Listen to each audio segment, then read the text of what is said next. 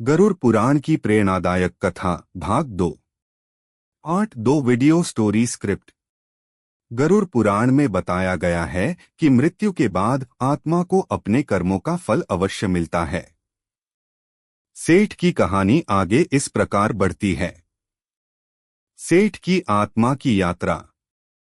धर्मराज के वचन सुनकर सेठ की आत्मा भय से कांप उठी।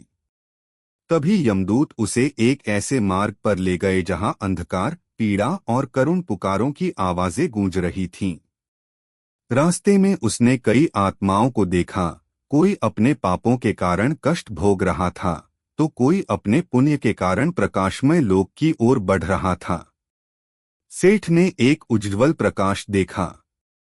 वहां एक साधारण किसान की आत्मा दिव्य आभा से घिरी हुई थी।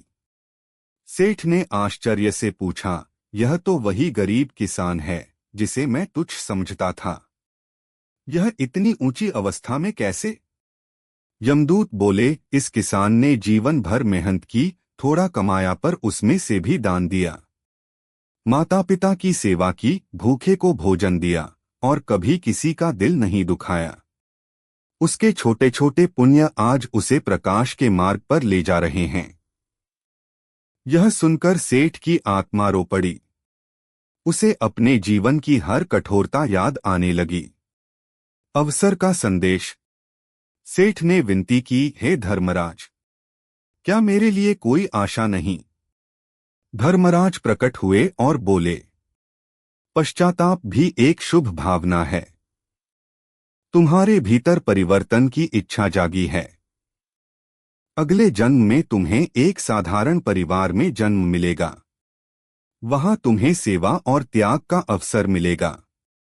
याद रखना, जीवन का मूल्य धन से नहीं, धर्म से होता है। इतना कहकर धर्मराज अदृश्य हो गए।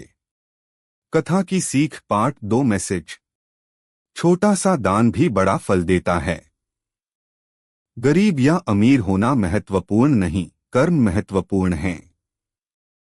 जीवन में हर दिन सुधार का अवसर है। सच्चा प्रकाश सेवा और करुणा से मिलता है।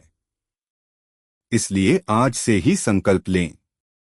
किसी जरूरतमंद की मदद करें, बड़ों का सम्मान करें और अपने कर्मों को पवित्र बनाएं।